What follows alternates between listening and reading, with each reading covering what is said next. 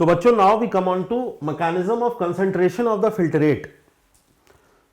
सबसे पहले दिमाग में यह बात उठनी चाहिए कि कंसंट्रेशन ऑफ द फिल्टरेट की जरूरत क्या पड़ी। भाई, हमें सोडियम क्लोराइड वापस चाहिए होता है, हमारी बॉडी के लिए बहुत एसेंशियल है। ट्यूब्यूलर सिक्रीशन में पोटेशियम सारा एलिमिनेट कर देती है बॉडी, हाइड्रोजन एलिमिनेट कर देती है, और डिपेंडिंग अपॉन कि क्लोराइड तो पैसिवली मूव कर जाता है। लेकिन हमें कंसंट्रेशन ऑफ द फिल्टरेट की जरूरत क्यों पड़ी? मेडुलरी इंटरस्टिशियल स्पेसेस में हमको वो ओस्मोलैरिटी मेंटेन करनी होती है ताकि शरीर का जो पानी है वो बेवजह बाहर ना चला जाए। जितना भाई हमें दिन भर प्यास लगेगी, अगर हम कंसंट्रेट फिल्टरेट नहीं करेंगे तो, पानी उसका एब्जॉर्ब नहीं करेंगे तो, है ना? तो हमें दिन भर प्यास लगेगी और दिन भर मिक्टूरेशन की अर्ज होती रहेगी। तो हमें एब्जॉर्ब, भाई ओस्मोटिक ग्रेडियंट मेडुला का ज्यादा रहेगा किडनी के अंदर, तभी तो वो ओस्मोटिक ग्रेडियंट पानी को खींच पाएगा। तो उसको मेंटेन करने के लिए, उस ओस्मोटिक ग्रेडियंट को, पानी को रीअब्जॉर्ब करने के लिए ओस्मोटिक ग्रेडियंट की जरूरत है ना। तो ओस्मोटिक ग्रेडियंट को इंक्रीज करने के लिए हम करेंगे क्या? जितने भी आयनिक कंसंट्रेशन और सॉल्यूट्स का कंसंट्रेशन है उसको किडनी में ज्यादा करना होगा, किडनी की जो इंटरस्टिशियल स्पेस है, तभी तो पानी खींच के आएगा किडनी में, वापस जाएगा सिस्टमिक सर्कुलेशन में। तो ये काम जो होता है, ये तीन, there are big key, three key players हैं which are playing their part in maintaining the osmolarity of the medullary interstitial space. तो उन तीन फैक्टर्स को हम यहां पढ़ते हैं कि ऐसे कौन कौन से फैक्टर्स हैं जो कि इंटरस्टिशियल स्पेस की ओस्मोलैरिटी को इंक्रीज कर रहे हैं by reabsorbing the sodium, basically chloride and the urea. थोड़ा सा यूरिया भी एब्जॉर्ब होता है, ठीक है? देखते हैं। पहला है the long nephron loops of the juxtamedullary nephrons create a gradient, they are known as counter current multiplier. किस तरह से मल्टीप्लाई करते हैं ये तो अभी मैं आपको डायग्राम में दिखाई दूंगा। बहरहाल आपको यह जरूर जानना है कि जो काउंटर करंट मल्टीप्लिकेशन है वो लॉन्ग लूप्स होने की वजह से होता है। आपको मैंने कॉर्टिकल नेफ्रॉन्स और जक्स्ट्रा मेडुलरी नेफ्रॉन्स का एक स्ट्रक्चर दिखाया था, याद करें उस स्ट्रक्चर को। उसमें मैंने ये जरूर दिखाया था कि जो लूप है जक्स्ट्रा मेडुलरी नेफ्रॉन का वो बड़ा लंबा होता है, तो उसकी जो लेंथ होती है और उसका जो काउंटर फ्लो होता है, भाई एक होती है डिसेंडिंग लिम्फ, एक होती है असेंडिंग लिम्फ। तो ये दोनों आपस में क्लोज प्रॉक्सिमिटी में होते हैं। इस चीज को आप याद रखें, अभी बताता हूं मैं सारी चीजें। तो पहला तो लॉन्ग नेफ्रॉन के लूप्स जो हैं ये बहुत बड़ा रोल प्ले करते हैं मेडुलरी इंटरस्टिशियल स्पेस की ओस्मोलैरिटी को मेंटेन करने के लिए। नंबर वन, इनकी अपनी खुद की एनाटॉमी भी है। भाई जो डिसेंडिंग पोर्शन है वो वाटर के लिए परमिएबल है, जो असेंडिंग पोर्शन है वो साल्ट्स के लिए परमिएबल है। तो ये जो है they all in all contribute in multiplying the gradient, ठीक। दूसरा नंबर पे आता है बेटा वासा रेक्टा। वासा रेक्टा याद है ना कि जक्स्ट्रा मेडुलरी नेफ्रॉन्स में जो रीडिविजन हुआ था इफरेंट आर्टेरियोल्स का, it was into vasa recta, peritubular capillaries की तरह नहीं। वासा रेक्टा भी सिंपल प्लेन लूप के साथ साथ रन करती है in anti parallel direction to the loop, ठीक। तो ये काउंटर करंट एक्सचेंजर है dear, it is not multiplier. Vasa recta को कहा जाता है काउंटर करंट एक्सचेंजर। ये बेसिकली एक्सचेंज का काम करती है, बताऊंगा, ये भी बताऊंगा कि कैसे एक्सचेंज का काम करती है, ठीक। और तीसरी है कलेक्टिंग डक्ट्स। ये कम नहीं है, कलेक्टिंग डक्ट्स ये भी रोल प्ले करते हैं मेडुलरी इंटरस्टिशियल की जो ओस्मोलैरिटी है, उसके जो सोल्यूट कंसंट्रेशन है उसको मेंटेन करने में, वाटर के रीएब्जॉर्प्शन में, इनका भी अपना रोल होता है। ये भी मैं आपको बताऊंगा, ठीक है। एडीएच के प्रेजेंस में होता है ना कलेक्टिंग डक्ट में। So these nephrons use the gradient to adjust the urine osmolarity, ठीक है। वो फिगर भी मैंने बना रखा है, ठीक। तो ये तीन चीजें हो गई। अब आप इसमें देख सकते हैं कि osmotic gradient, the osmolarity of the medullary interstitial progressively increases from 300 milliosmol से normal body fluid to 1200 milliosmol in the deepest part of the medulla. यहां पर ये आकर के 1200 मिलीऑस्मोल की जो ओस्मोलैरिटी है ये मेंटेन्ड हो जा रही है। तो ये किस तरह से मेंटेन रह रही है? मेंटेन तो ये कर देती है, मल्टीप्लाई ये करता है। तो जो मेंटेनेंस वाला पार्ट है वो यहां से है, वासा रेक्टस से, और मल्टीप्लिकेशन का जो काम है वो लॉन्ग ट्यूब्स ऑफ ये लॉन्ग नेफ्रॉन के लूप से होती है मल्टीप्लिकेशन का काम, और बाकी कलेक्टिंग डक्ट आखिरी में काम करती है। ठीक है,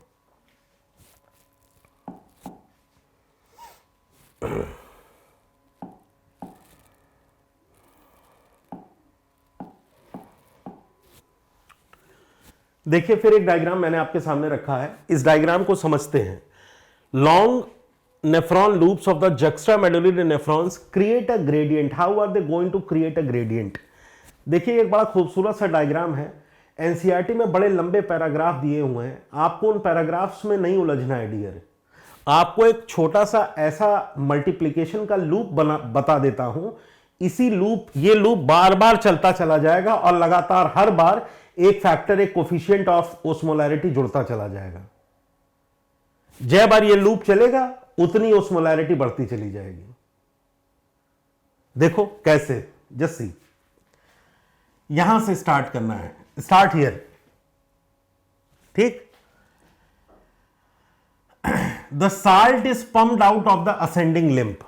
असेंडिंग लिम्फ जो होती है, इस लूप की जो असेंडिंग लिम्फ है, उससे साल्ट का एक्टिव ट्रांसपोर्ट, साल्ट का मतलब होता है सोडियम और क्लोराइड का एक्टिव ट्रांसपोर्ट, मतलब बहुत जबरदस्त पंप लगे होते हैं इस असेंडिंग लिम्फ में सोडियम पोटेशियम के।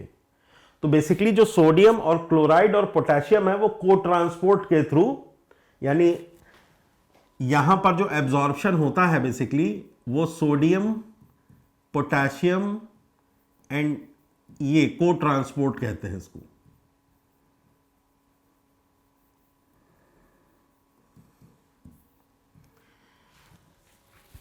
ये एक्टिव प्रोसेस है।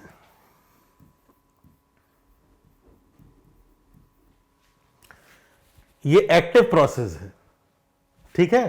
तो इससे देखो ये सोडियम सारा बाहर निकल आ रहा है। ठीक, सोडियम और क्लोराइड को हमने पंप आउट कर लिया, यहां से, यहां से, यहां से। थोड़ा सा पैसिव भी निकल जाता है, थोड़ा सा पैसिव भी निकलता है सोडियम क्लोराइड।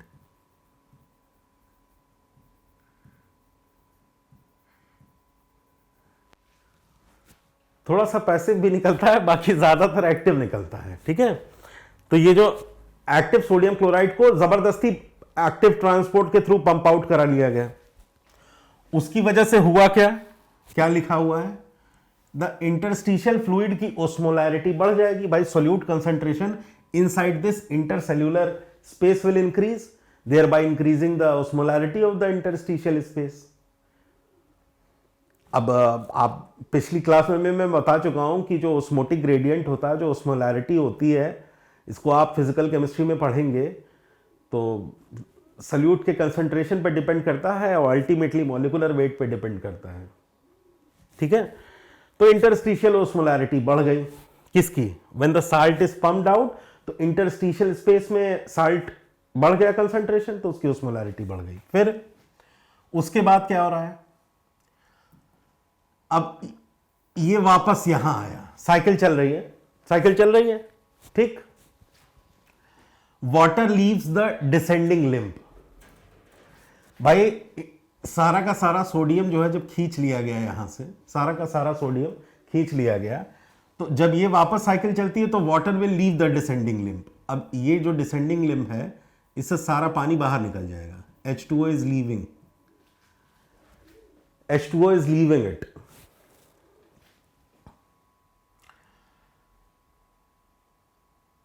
तो अब यहां पर ओस्मोलैरिटी ऑफ द फिल्टरेट, जब सारा का सारा पानी खिंच गया तो अंदर का जो फिल्टरेट है, इसको मैं देखिए ब्लैक रंग से दिखा रहा हूं, ये जो फिल्टरेट है, जब इसमें से पानी खींच लिया गया तो ये ज्यादा कंसंट्रेट हो गया ना फिल्टरेट अंदर टेब्यूल में, तो उस कंसंट्रेशन की वजह से the osmolarity of the filtrate is now going to increase.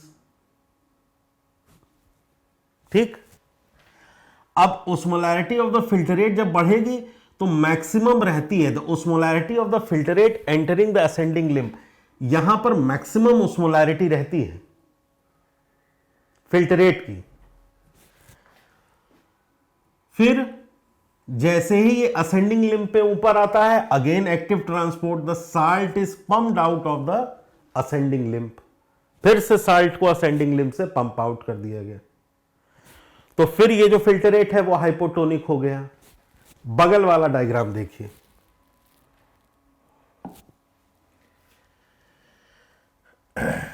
the counter current multiplier depends upon three properties of the nephron loop to establish the osmotic gradient। three properties कौन सी हैं वो three properties? Number one, the filtrate flows in the opposite direction, the counter current through the adjacent parallel section। एक ये direction है, इसका direction ये है, ये दोनों आपस में क्लोज प्रॉक्सिमिटी में होते हैं। याद रखिएगा, जितना सोडियम क्लोराइड आप यहां से निकालेंगे उतना वाटर ये लूज करता चला जाता है। हालांकि ये लोग एंटी पैरेलल डायरेक्शन में है, एक ऊपर जा रहा है, एक नीचे आ रहा है ना, ये ऐसे। तो जितना सोडियम क्लोराइड आप यहां से बाहर निकालेंगे तो उतना वाटर जो है वो डिसेंडिंग लिम्ब लूज करती जाती है। जितना असेंडिंग लिम्ब से आप सोडियम क्लोराइड बाहर की ओर पंप आउट कराएंगे उतना ज्यादा वाटर जो है डिसेंडिंग लिम्ब लूज करती चली जाएगी। तो ये पहली प्रॉपर्टी है। फिर दूसरी प्रॉपर्टी क्या है? The descending limb is permeable to water but not to salt. यहां से कह रहे हैं कि ये पानी निकल सकता है पर साल्ट नहीं निकल पाती। तो सारा पानी खींच लिया हमने, तो जो फिल्टरेट हो गया वो हो गया कंसंट्रेट। मैक्सिमम कंसंट्रेशन यहां पे आ जाएगा। तीसरी प्रॉपर्टी क्या है? The ascending limb is impermeable to water but permeable to salts. तो यहां से भाई चूंकि फिल्टरेट का कंसंट्रेशन बहुत ज्यादा हो जाता है तो थोड़ा तो sodium chloride passively interstitial space में लीक आउट कर जाएगा और बाकी बचे सोडियम क्लोराइड को फिल्टरेट के अंदर से निकालने की जो जिम्मेदारी है वो सोडियम पोटेशियम पंप की होती है, एक्टिव ट्रांसपोर्ट। तो दिया है ना, एक्टिव ट्रांसपोर्ट। ये तीन प्रॉपर्टी है नेफ्रॉन की, नंबर 1, नंबर 2, नंबर 3। ये तीन प्रॉपर्टी जो है, these three properties are responsible for multiplying the gradient. कैसे वो ये दिया हुआ है देख लीजिए इस डायग्राम को वापस एक बार फिर से, अब समझिए। भाई यहां से सोडियम क्लोराइड का पंप आउट हो रहा था तो सोडियम इज पंप्ड आउट, तो फिल्टरेट वापस डाइल्यूट हो गया। इंटरस्टिशियल ओस्मोलैरिटी जो है वो इंक्रीज होती चली गई। फिर ये साइकिल यहां पर आ गई, वाटर लीव्स द डिसेंडिंग। देखिए, it was permeable to water but not to salts. सारा पानी जो है वो बाहर निकलता चला गया। इसकी वजह से इस ट्यूब्यूल के अंदर जो फिल्टरेट था उसकी ओस्मोलैरिटी या concentration of solute of the filtrate is going to increase inside this tubular filtrate. नीचे आता जाता है, पानी निकलता चला जाएगा, यहां पर हाईएस्ट कंसंट्रेशन हो जाएगा। The osmolarity of the filtrate entering the ascending limb is highest. उसके बाद से ये वाला जो लूप है it is impermeable to water, water नहीं निकल सकता, साल्ट ही साल्ट निकलेगा। तो एक्टिव ट्रांसपोर्ट वाला यहां पर पंप रन कर जाता है। तो ये लगातार साइकिल घूमती रहेगी, लगातार पानी निकलता रहेगा, लगातार सोडियम निकलता रहेगा और जितनी बार ये साइकिल चलेगी उतनी बार ये इंटरस्टिशियल फ्लूइड का जो कंसंट्रेशन है वो बढ़ता चला जाएगा सोल्यूट का। जितनी बार साइकिल चलेगी उतनी बार पानी निकलेगा, उतनी बार सोडियम क्लोराइड निकलेगा। तो लगातार ये सोडियम क्लोराइड के एक्यूमुलेशन से जो मेड्यूला की ओस्मोलैरिटी है वो मेंटेन रहती है ताकि पानी ज्यादा से ज्यादा एब्जॉर्ब हो सके।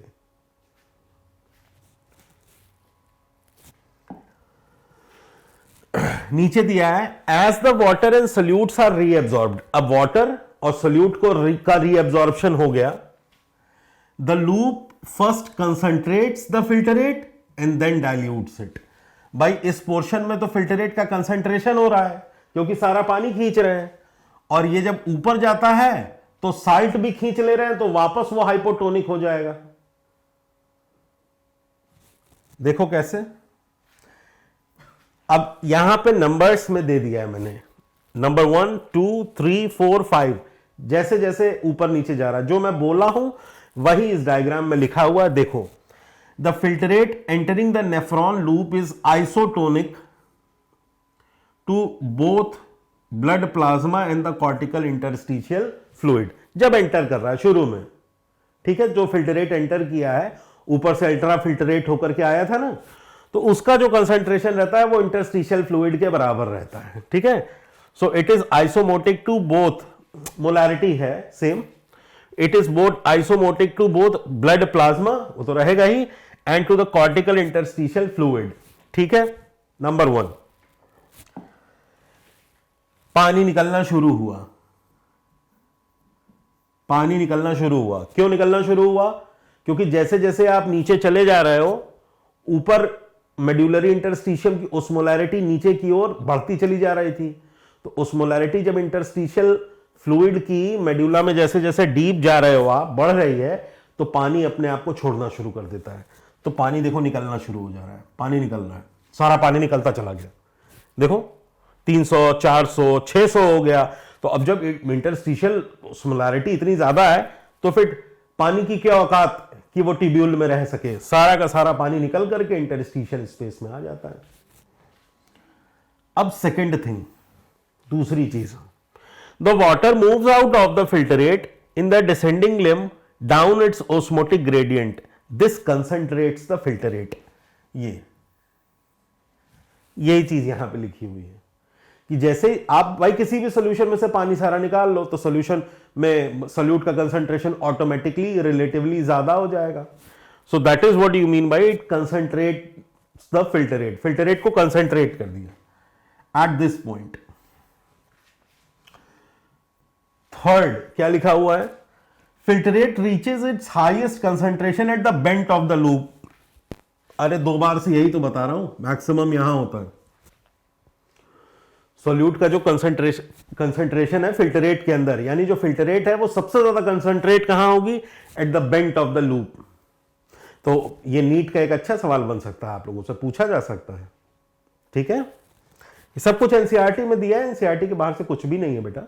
ये सारा का सारा डायग्राम जो मैं बताता हूं, ये डायग्राम बनाता हूं, जो लिखा रहता है एनसीईआरटी में उसी का ये डायग्रामेटिक रिप्रेजेंटेशन है। तो अलग से तो मैं कुछ नहीं बता रहा हूं ना, बस बताता अच्छे से हूं, ठीक। तो फिल्टरेट का कंसंट्रेशन हाईएस्ट हो जाता है एट द बेंट, ठीक। फोर्थ पॉइंट क्या कह रहा है? Sodium and chloride are pumped out of the filtrate, active transport द्वारा सोडियम और क्लोराइड का को ट्रांसपोर्ट हो जाता है। This increases the interstitial fluid की ओस्मोलैरिटी।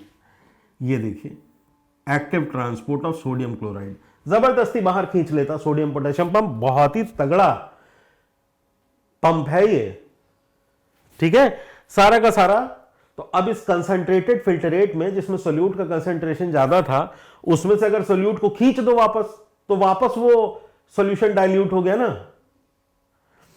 पहले क्या किया था? सॉल्यूशन था, उसमें से सारा पानी खींचा, तो फिल्टरेट को कंसंट्रेट बना दिया। अब की जब ऊपर जा रहा है ये फिल्टरेट, तो अब की क्या कर रहा है? अब की ये सारा का सारा सॉल्यूट खींच ले रहा है। जब सारा सॉल्यूट खींच ले रहा है, तो वापस वो फिल्टरेट जो है वो डाइल्यूट हो जा रहा है। तो filtrate is most dilute as it leaves the nephron loop, ठीक। At 100 milliosmol it is hyposmotic to the interstitial fluid. सोचिए, इतना ज्यादा सोल्यूट का कंसंट्रेशन जो है वो इंक्रीज हो जाता है ना। सारा का सारा सोल्यूट जो है वो खींचते चले जाते हैं, अंत समय तक खींचते चले जाते हैं। ये पूरा एक डायग्राम आपके सामने है, ठीक है।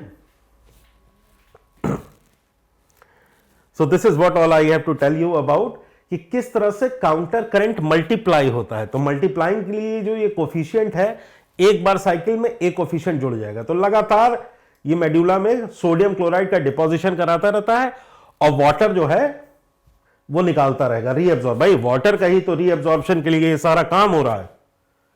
मेन पानी के लिए है ये, ओस्मोलैरिटी को मेंटेन करना। तो ये तो काउंटर करंट मल्टीप्लायर हो गया, जैसा कि ये लिखा हुआ है, ठीक है।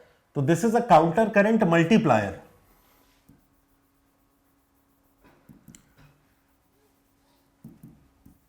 तो ये काउंटर करंट मल्टीप्लिकेशन है। लेकिन ऐसा तो नहीं हो सकता है ना कि पूरी जिंदगी ये साइकिल चलती रहे और ऐसे ही बहुत सारा सोडियम क्लोराइड इकट्ठा होता रहे। तो कब तक आप बचाओगे और कितना एक्टिव ट्रांसपोर्ट करेगा ये सोडियम क्लोराइड का? भाई किडनी पूरी बॉडी का ही खींच लेगी पानी, कुछ भी नहीं जाने देगी। तो इस चीज को मेंटेन किया जाता है कि जब 1200 मिली ऑस्मोल का यहां पर दिया हुआ है कंसंट्रेशन, 1200 मिली ऑस्मोल का, और यहां पर 300 मिली ऑस्मोल का कंसंट्रेशन, ये मेंटेन कैसे रहे? तो उसकी मेंटेनेंस के लिए वासा रखता है, उसको काउंटर करंट एक्सचेंजर कहते हैं, कि ये मेंटेन कैसे रहे। 1200 का 1200 रहे, 1300, 1400, 1500 या इनफाइनाइट टाइम्स बढ़ ना जाए। ये 300 का milli osmolic concentration of the cortical interstitial space 300 रहे, उससे कम या ज्यादा ना हो जाए। तो इसको जो मेंटेन करती है वो वासा रेक्टा करेगी, इसीलिए उसको कहते हैं काउंटर करंट एक्सचेंजर। ये मल्टीप्लाई करता है लगातार ताकि ओस्मोलैरिटी बढ़ती रहे, पर वो मेंटेन कर देती है।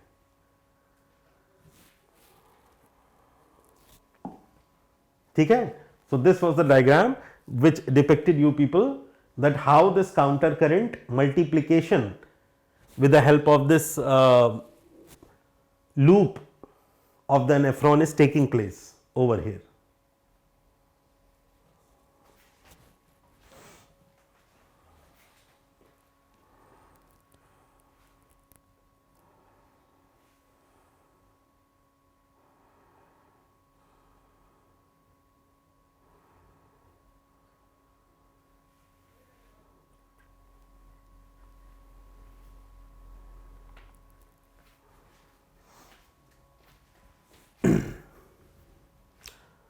अब हम आते हैं वासा रेक्टा पर। काउंटर करंट एक्सचेंजर, जैसा कि मैंने लिखा हुआ है यहां पर,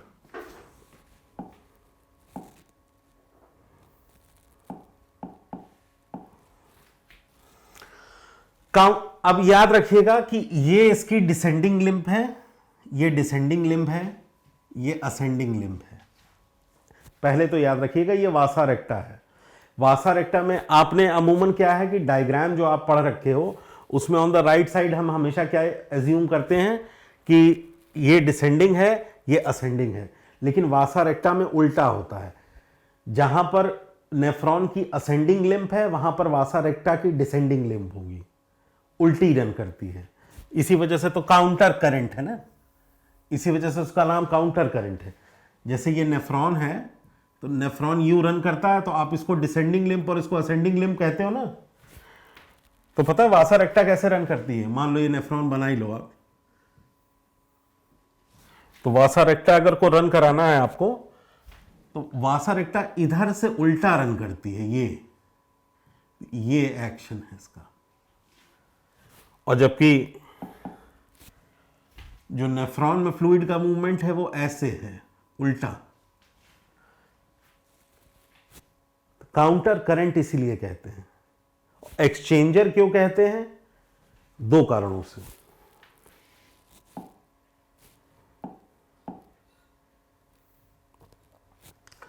दो कारणों से इसको एक्सचेंजर कहते हैं, वासा रेक्टा को। नंबर 1, देखिए यहां पे कुछ मैंने एक ऐसा दिया है जो हो सकता है आपकी कंसेप्ट बिल्डिंग में हेल्प करे, कभी कभी लिखता भी हूं मैं। The water picked up by the ascending vasa recta includes not only the water lost from the descending vasa recta but also the water reabsorbed from the nephron loops and collecting duct. इसी चीज को अब मैं यहां पर explain करूंगा। जो ये लिखा है इसको एज इट इज रटिए, बहुत इंपॉर्टेंट है। The water picked up by the ascending वासा रेक्टा, अभी मैं आपको असेंडिंग और डिसेंडिंग लूप बताता हूं। देखिए ये असेंडिंग पोर्शन है वासा रेक्टा का, जो कि वेन में ड्रेन करने जा रही है सारे कंटेंट को, तो इसमें पानी भी होना चाहिए और सोडियम क्लोराइड भी होना चाहिए। तो सोडियम क्लोराइड का एक्सचेंज करती है कैसे? जो डिसेंडिंग लिम्फ है, देखिए ये NaCl को कॉर्टिकल नेफ्रॉन से लेती जा रही है, फ्रीली परमिएबल है ये। This vasa recta is freely permeable to salt, ions and water, it is freely permeable. तो आप ये अज्यूम करके चलो बस। तो सारा सोडियम इधर आ जा रहा है, पानी छोड़ दे रही है ये, पानी वापस इंटरस्टिशियल स्पेस में पोर कर दे रही है ये। तो जो डिसेंडिंग लिम्फ है, जो डिसेंडिंग लिम्ब है, it is taking up the sodium chloride from the cortical nephrons which were actively absorb ना, उसका एक्टिव एब्जॉर्प्शन हुआ था असेंडिंग लिम्ब से नेफ्रॉन की, उसको ये कैचअप कर ले रही है और लेके नीचे आ जाएगी। यहां पर भी सोडियम क्लोराइड को लेगी, क्योंकि इसके पैरेलल में तो असेंडिंग लिम्ब रन कर रहा है ना। दिस इज डिसेंडिंग लिम्ब,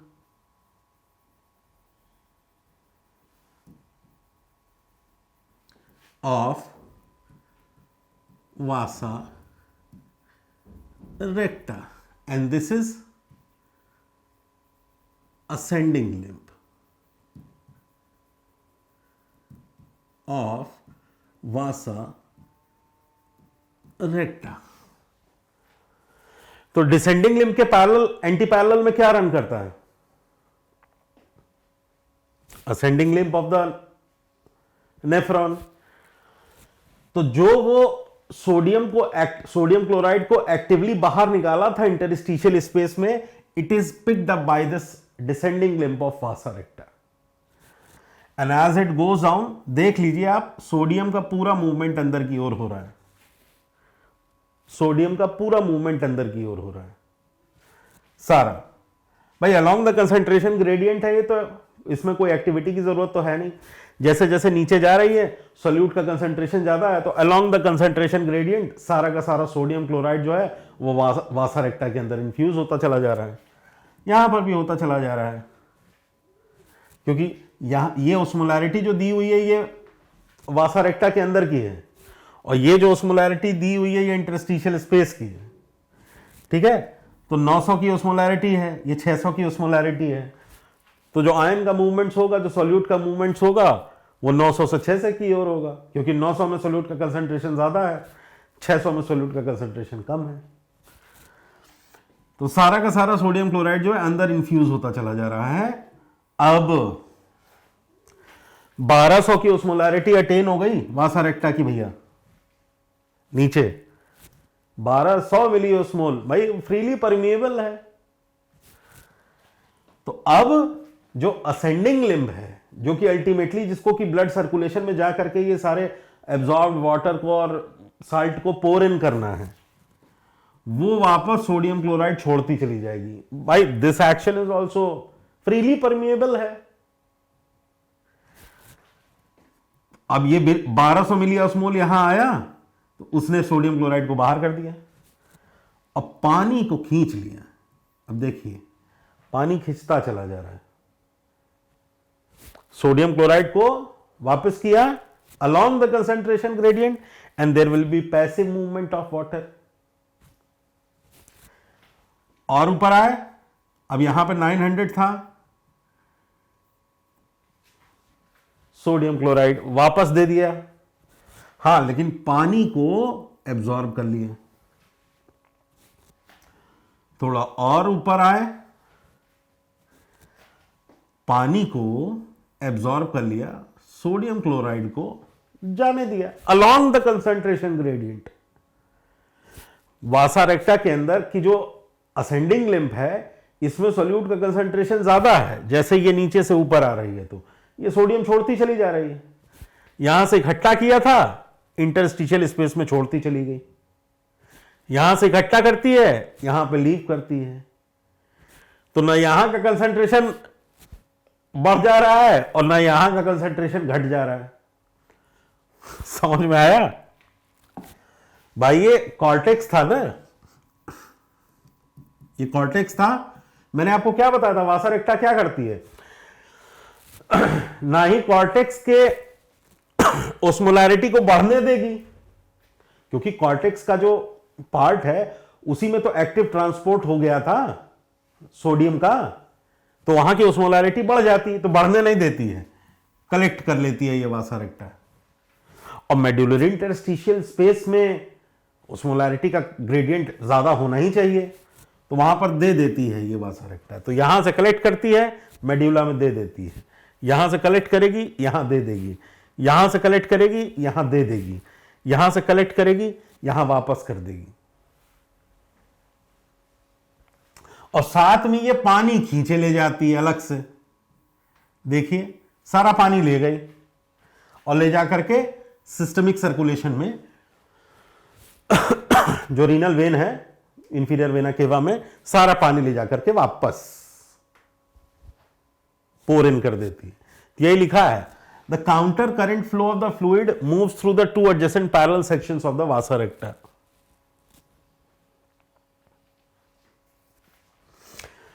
अब आइए इस पर, the water picked up by the ascending वासा रेक्टा। कौन से वाटर की बात कर रहे हैं, ये वाटर, ये वाटर, ये वाटर, ये वाटर, इस वाटर की बात कर रहे हैं।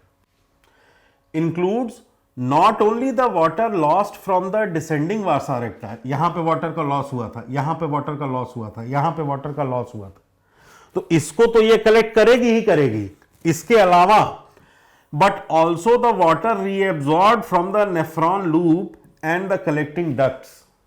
इनसे जो वाटर रीएब्सॉर्ब होता है इसको भी कलेक्ट करके लेके चली जाती है, सारा का सारा पानी खींच के ले जाएगी। As a result, the volume of blood at the end of the vasa recta is greater than the beginning. The volume of the blood of the efferent arteriole है ना, तो यहां पे जो एंट्री कर रहे हैं, तो यहां पर मान लीजिए कि 10 ml का ब्लड था, 10 ml था ब्लड, तो जब लीव करते हैं यहां, तो यहां 20 ml ब्लड रहेगा, क्योंकि ब्लड के साथ साथ पानी भी तो खींच ले गई, तो volume of blood will increase when it leaves. वही चीज यहां पे दी हुई है। As a result the volume of the blood at the end of the vasa recta यहां पर is greater than at the beginning. Beginning से ज्यादा होता है एंड पर। इसी चीज को मुझे आपको यहां एक्सप्लेन करना था। And this is how exchange क्या है, काउंटर करंट तो समझ में आ गया कि ठीक है भाई, ये दिशा है और ये दिशा है। एक्सचेंज किसका हुआ, सोडियम क्लोराइड जिसको यहां पे एक्सचेंज किया था, इसको यहां पर वापस कर दिया, इस सोडियम क्लोराइड को यहां वापस कर दिया, इस सोडियम क्लोराइड को यहां वापस कर दिया, तो this is known as exchange. ये बेसिकली कॉर्टिकल और मेडुलरी नेफ्रॉन की जो ओस्मोलैरिटी है उसको मेंटेन करती है, इस तरह से न बढ़ने देती है न घटने देती है। मान लो, अच्छा तुम लोग हमेशा न समझ में आया करे चीज ना, तो क्वेश्चन को ही चेंज कर दो। अपने दिमाग से सवाल ये पूछो, अगर यहां पे मेडुलरी इंटरस्टिशियल स्पेस में ओस्मोलैरिटी जो कॉर्टेक्स के पोर्शन में दी हुई है वो 300 है, खूब सारा सोडियम निकलता है इसमें से। पिछला डायग्राम याद करो जिसमें हमने आपको असेंडिंग लिंप ऑफ लूप उसका बताया था, लूप ऑफ हेनली का। तो उसमें जो सोडियम था, sodium chloride, that was actively given up ना, यहां पे बहुत सारा सोडियम क्लोराइड इकट्ठा हो गया था कि नहीं हो गया था। Ascending portion of the loop of Henley, distal convoluted tubule का जो थिक पोर्शन है, वहां पे ये पूरा का पूरा sodium potassium pump actively transport कर लिया था, क्योंकि वाटर के लिए इम्परमिएबल था। तो यहां का कंसंट्रेशन, मेरा सवाल यह है आप लोगों से कि अगर ये 300 के बजाय अगर ये 900 ml मिली ऑस्मोल हो जाए तो क्या होगा? ये जो पानी यहां जा रहा है ना, ये जा नहीं पाएगा भाई। अगर ये वासा रेक्टा सोडियम क्लोराइड को यहां से रिलीज करके यहां से कलेक्ट ना करे और ना ही इस मेडुलरी इंटरस्टिशियम की ओस्मोलैरिटी मेंटेन रहेगी, क्योंकि सारा सोडियम क्लोराइड तो ले गई, तो उलट जाएगा पूरा का पूरा सिस्टम ही। मेड्यूला में हो जाएगा कम कंसंट्रेशन और कॉर्टेक्स में हो जाएगा ज्यादा कंसंट्रेशन। तो कॉर्टेक्स से मेड्यूला मिलाना रहता है। इसी को एक्सचेंज कहते हैं। और उसके बदले में पानी को लेके जाना होता है। ये दो काम हैं।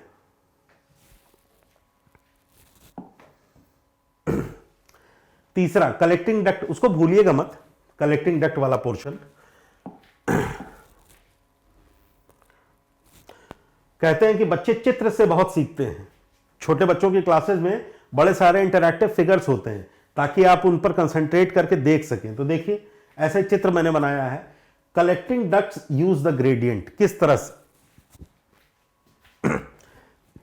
तीसरा प्लेयर था ना वो, कंसंट्रेशन ऑफ यूरिन के लिए।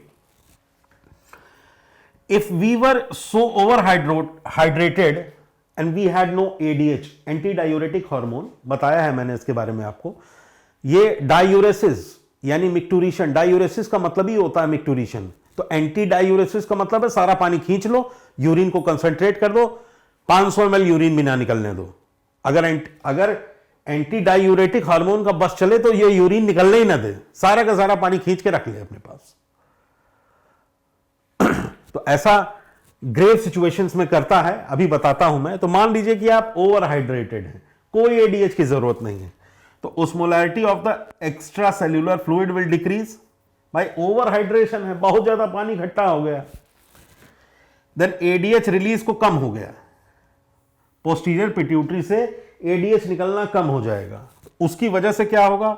Number of aquaporins, H2O channels in the collecting duct will also decrease। यानी कि वाटर का डिस्प्लेसमेंट कलेक्टिंग डक्ट में, एडीएच कहां एक्ट कर रहा है? कलेक्टिंग डक्ट में ना। बताया था मैंने दो तरह की सेल्स होती हैं, प्रिंसिपल सेल्स, इंटरकैलरी सेल्स। तो प्रिंसिपल सेल्स जो होती हैं वो सोडियम और वाटर के रिटेंशन में रोल प्ले करती है ना। तो वो एक्वापोरेंस यानी कि वाटर के ट्रांसपोर्ट के चैनल्स क्रिएट कर देती हैं। और क्या, एडीएच और क्या कर देगा? ठीक है।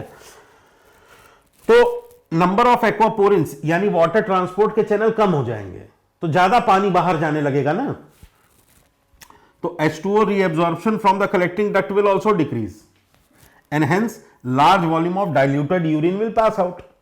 भाई कलेक्टिंग डक्ट एक आखिरी जरिया है जहां से पानी खींचा जा सकता है। तो ये कह रहा है कि मान लीजिए आपने खूब पानी पी लिया है, तो खूब पानी पी लिया है तो एडीएच निकलेगा नहीं पिट्यूटरी में से। एडीएच करता क्या था? कलेक्टिंग डक्ट में छोटे छोटे छेद कर देता था ताकि सारा पानी जो यूरिन से जा रहा है वो वापस आ जाए। तो वो छेद कर ही नहीं पाएगा क्योंकि एडीएच निकला ही नहीं। तो छेद नहीं करेगा तो पानी एज इट इज निकल जाएगा बिना interstitial space of the medulla में आए। तो मेड्यूला में जब वो पानी एब्जॉर्ब भी नहीं हुआ तो सारा पानी बाहर, तो सारा पानी बाहर, तो large volume of dilute urine. On the other hand, on the contrary, मान लीजिए कि जब आप एक्सेसिव एक्सरसाइज कर रहे हैं या एनाफाइलेक्टिक शॉक में चले गए हैं, ब्रेन में ब्लड कम पहुंच रहा है, या एक्सटेंसिव हेमरेज हो गया है, फ्लूइड का एक्सेसिव लॉस हो गया है बॉडी से, तब क्या होगा? If we were so hydrated we had maximum ADH. अब डिहाइड्रेशन जो होता है वो क्या करता है?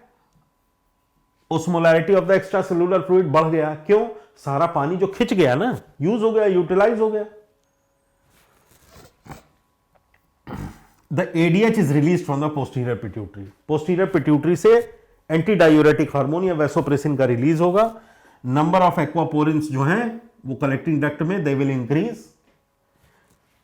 तो H2O reabsorption from the collecting duct will also increase. भाई जो छेद थे वो एडीएच ने कर दिए कलेक्टिंग डक्ट में।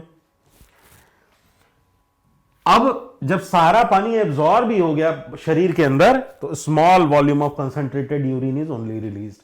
सारा का सारा पानी खींच लेता है। सोडियम, यूरिया का कंसंट्रेशन, यूरिया का भी कंसंट्रेशन जो साइकिल है इसको बढ़ाने में ये एडीएच ही हेल्प करता है डियर। थोड़ा सा यूरिया भी तो एब्जॉर्ब होता है कलेक्टिंग डक्ट से ताकि मेडुलरी इंटरस्टिशियल स्पेस की ओस्मोलैरिटी मेंटेन रहे। याद रखिएगा ये चीज इंपॉर्टेंट है। वो एडीएच का ही फंक्शन होता है, यूरिया साइकिल को मेंटेन करना। जो ascending, thin ascending portion of the loop of Henry है उसमें यूरिया का सिक्रीशन हो जाता है, लेकिन थोड़ा सा यूरिया जो है वो वापस रीअब्जॉर्ब हो जाता है।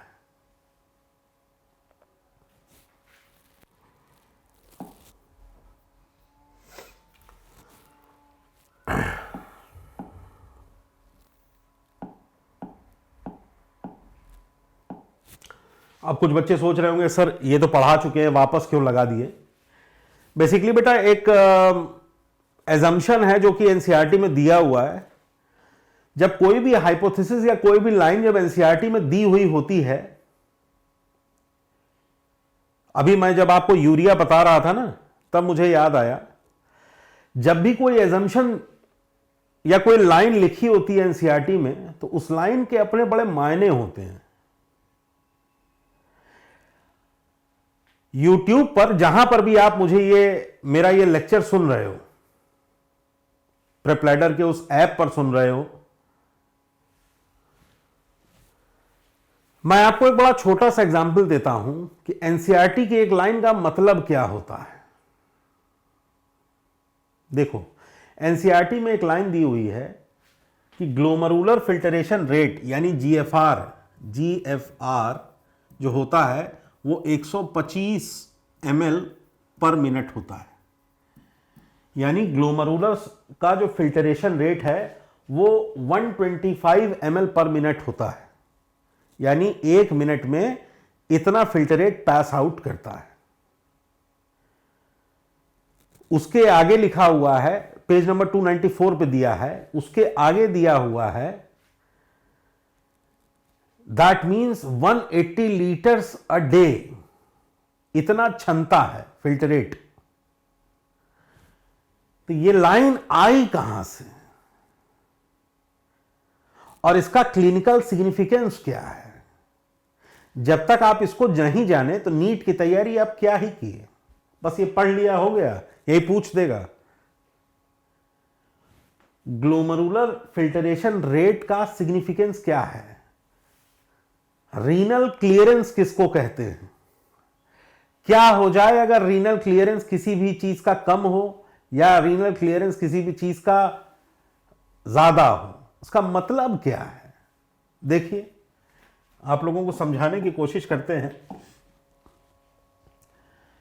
कार्डियक आउटपुट कितना हुआ करता था? लगभग 5 लीटर होता था ना।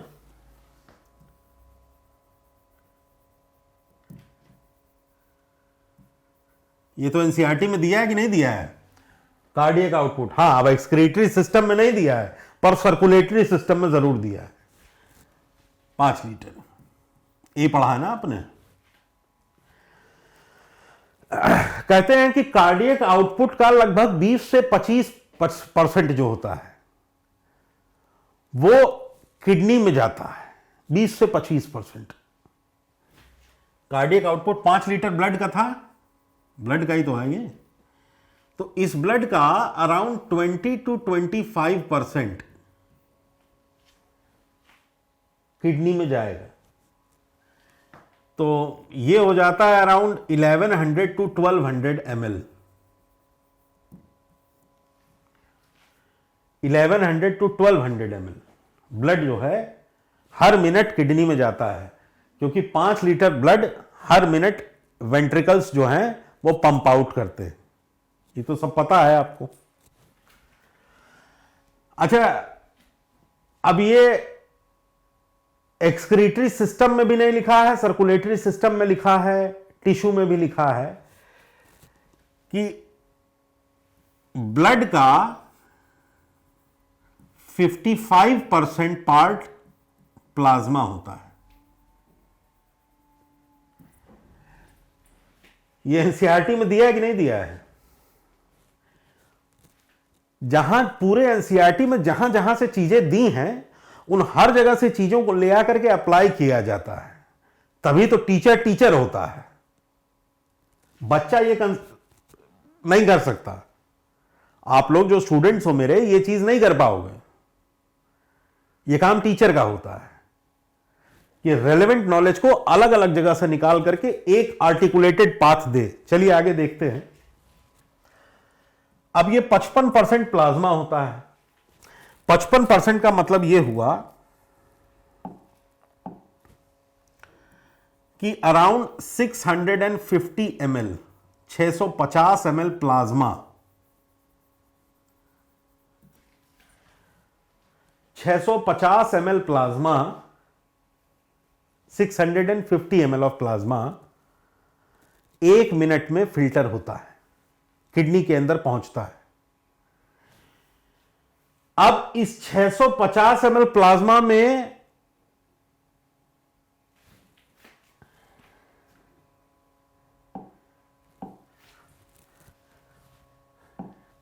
ये जो 650 ml प्लाज्मा था,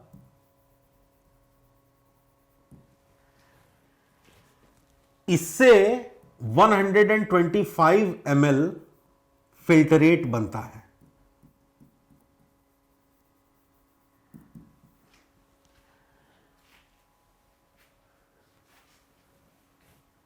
वन 125 ml फिल्टरेट बनता है। भाई बाकी प्रोटीन वोटीन सब रह गया ना प्लाज्मा में, plasma minus protein and formed elements, ठीक। तो फिल्टरेशन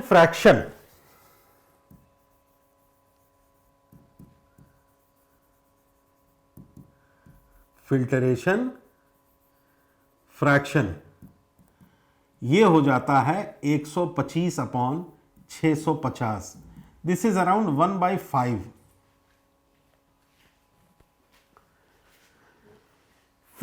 ये जो 125 ml दिया हुआ है GFR, इसी को कहते हैं filtration, glomerulus filtration rate 125 ml per minute, ये GFR है। और जो 650 ml है, इसको कहते हैं रीनल प्लाज्मा फ्लो।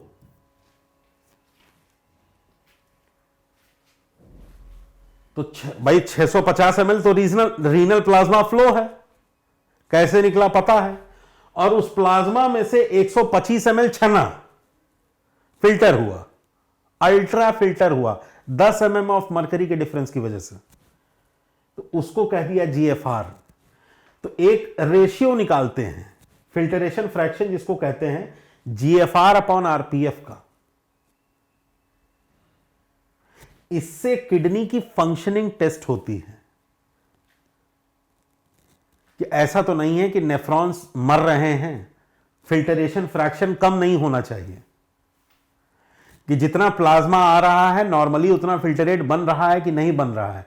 कहीं ऐसा तो नहीं है कि इंटरफेस जो है फिल्टरेशन का, वहां पर किसी तरह की कोई डैमेज हो गया है, किसी तरह का कोई इन्फ्लेमेशन तो नहीं हो गया है जिसकी वजह से स्लिट पोर्स ज्यादा ओपन हो गए हों, तो ज्यादा प्लाज्मा जो है वो फिल्टर हो रहा है। अगर इसको बढ़ा दो आप GFR को, तो फिल्टरेशन फ्रैक्शन बढ़ जाएगा, है कि नहीं। तो इसी तरह से अगर रीनल प्लाज्मा फ्लो, भाई इनवर्स प्रोपोर्शनैलिटी है ना इसकी, ये बढ़ेगा तो फिर ये कम हो जाता है। इसी GFR का प्रयोग किडनी फंक्शंस में भी करते हैं कि किडनी का जो क्लियरेंस रेट है वो कैसे निकलेगा। किडनी का जो क्लियरेंस है,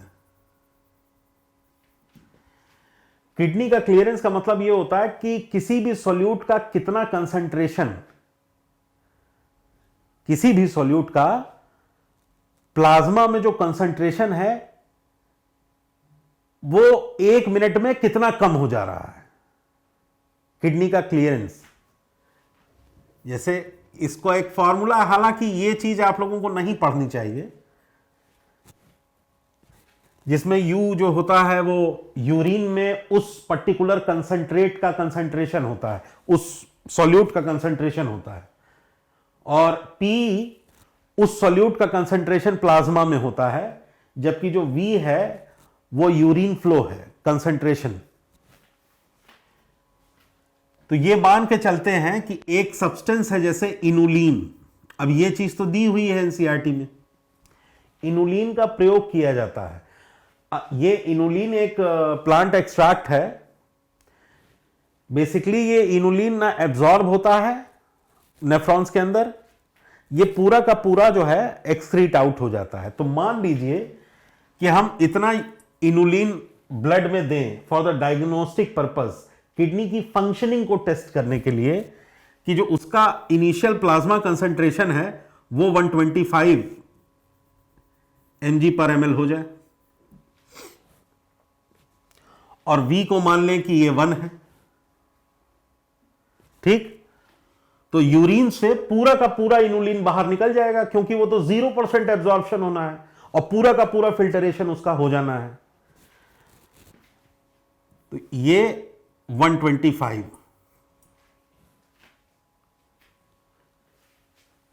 पूरा का पूरा यूरिन में निकल जाता है।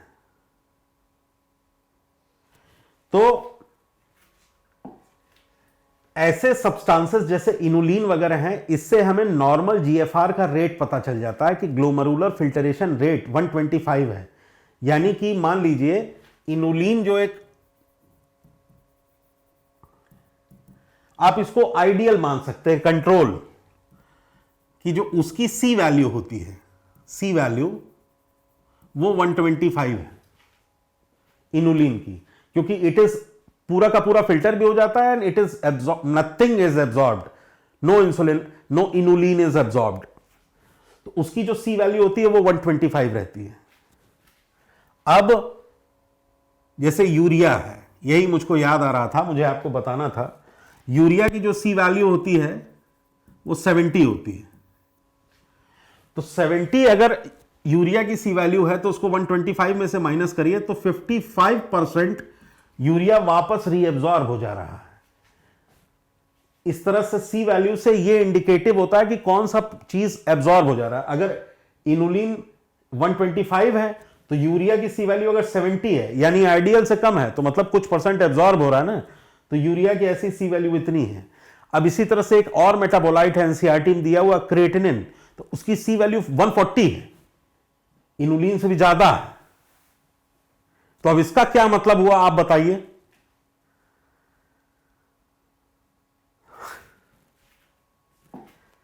ठीक है, इसी से रिलेटेड कुछ डिजीज हैं जो मैंने अभी आपको बताया है, इसी से रिलेटेड कुछ डिजीज हैं।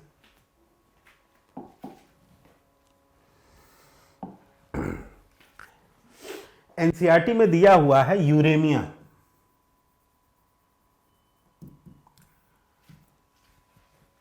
वही रीनल क्लियरेंस, यूरिक एसिड, जो यूरिक एसिड है या जो यूरिया है उसका जो सी वैल्यू है वो कम हो जाए। इससे आसान हो गया ना, सी वैल्यू को समझाने से चीजें आसान हो गई कि 125 की आइडियल वैल्यू होता है, अगर उससे कम है तो मतलब ब्लड में यूरिया का कंसंट्रेशन बढ़ रहा है। तो ऐसे केसेस जो पेशेंट यूरेमिक होते हैं उनको डायलिसिस पर रखा जाता है। डायलिसिस में हम करते क्या है कि एक तरफ से किसी एक पर्टिकुलर वेन से पेशेंट की ब्लड को निकालना शुरू करते हैं और उसमें एंटीकोआगुलेंट डाल देते हैं, जैसे हेपारिन वगैरह डाल दिया, वापस अंदर भेज दिया। और डायलिसिस मशीन के अंदर कॉइल्ड चेंबर्स होते हैं जो कि सेलोफिन के बने होते हैं, तो it is freely permeable for ions. तो उसके अंदर प्लाज्मा के आइसोटोनिक, उस सेलोफिन पाइप्स के अंदर प्लाज्मा के, ब्लड प्लाज्मा के आइसोटोनिक फ्लूइड भरा जाता है। टोनिसिटी बराबर है, ऑस्मोटिक ग्रेडियंट बराबर है, बस यूरिया नहीं होती सेलोफिन में। और जो वेन से हम खींचते हैं ब्लड, इसमें तो यूरिया रहेगी, क्योंकि यूरिया तो बहुत ज्यादा है ब्लड के अंदर।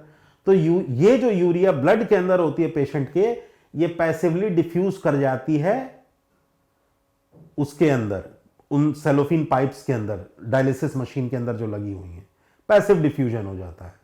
और बाकी जो यूरिया लेस ब्लड है इसको वापस आपकी कोआगुलेंट डाल करके वापस शरीर के अंदर छोड़ दिया जाता है।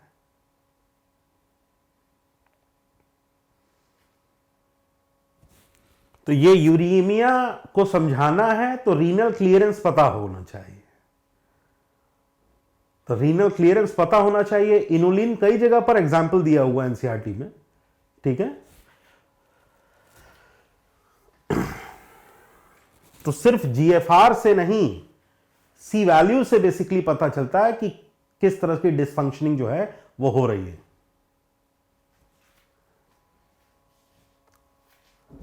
अब ये सम एबनॉर्मल सब्सटेंसेस के लिए एक लिस्ट है जो कि मैंने दिया हुआ है। जो कि अब जैसे ग्लूकोज की जो सी वैल्यू है वो 0 है। अब देखिए सी वैल्यू का यही तो फायदा है कि एक बार अगर बच्चों को सी वैल्यू बढ़ा दीजिए तो उसी सी वैल्यू को लेकर के आप, अब ग्लूकोज की सी वैल्यू 0 है, इसका मतलब पूरा पूरा एब्जॉर्ब हो जाता है, बिल्कुल भी नहीं सिक्रीट होता है यूरिन में। लेकिन अगर यूरिन में ग्लूकोज आने लगे तो उसको कह देते हैं ग्लूकोज यूरिया, कंडीशन है ये। तो सी वैल्यू पढ़ाने के फायदे हैं, तो ऐसा कंसेप्ट बच्चों को देना चाहिए जिससे उनको आगे के कंसेप्ट समझने में हेल्प हो।